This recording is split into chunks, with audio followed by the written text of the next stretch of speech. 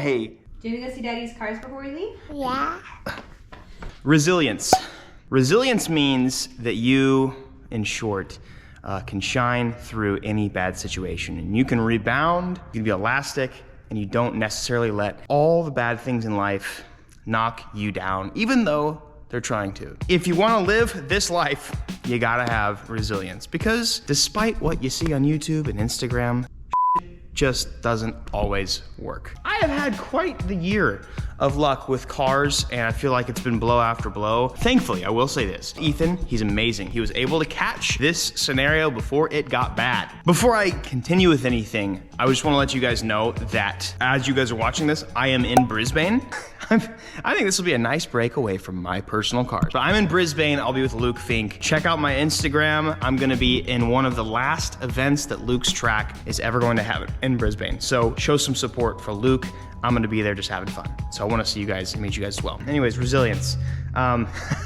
Sometimes life, it's blow after blow after blow, and sometimes the blow is the head gasket. Thankfully, Ethan had been monitoring these symptoms and decided to take some time, iron the car out before anything happened. He's a smart guy, he's been tuning Hondas for probably longer than some of you have been alive. I was supposed to race the Civic last night for me, and it unfortunately ended like this, but I will say, as I'm gonna be in Australia, I will be able to come back and this car should be done, so I will be racing this car as soon as we can.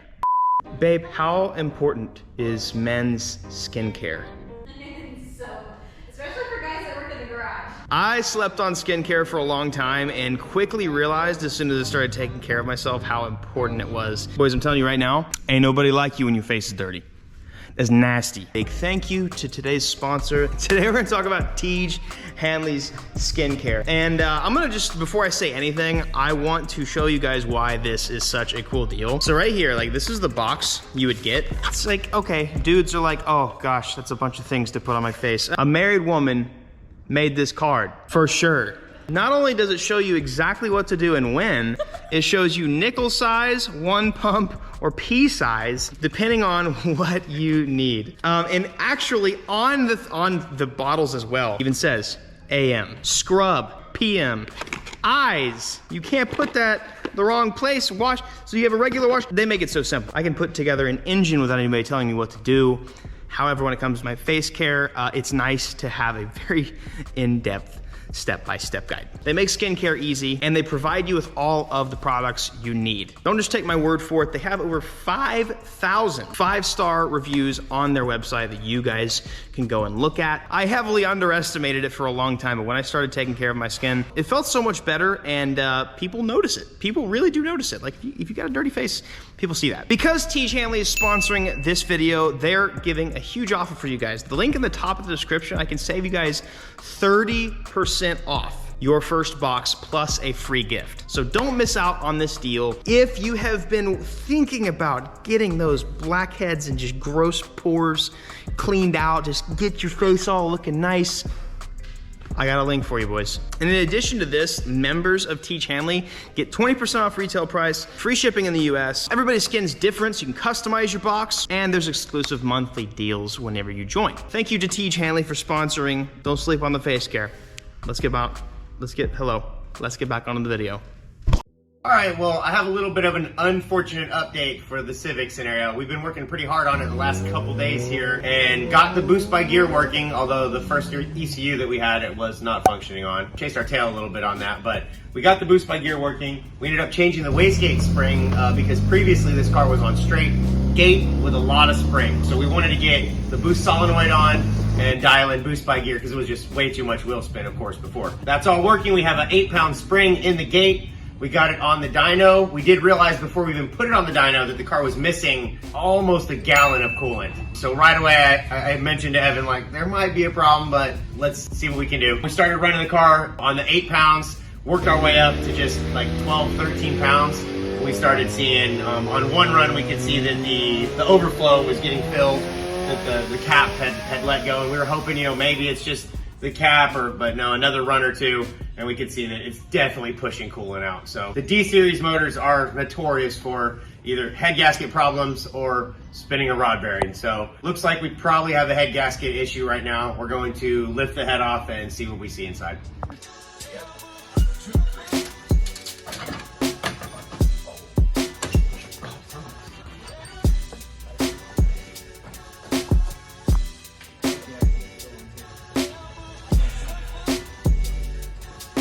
This thing definitely looks bad. Flip it over.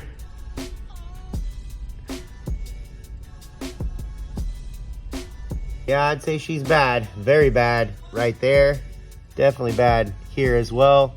Kind of looks like a little bit there even.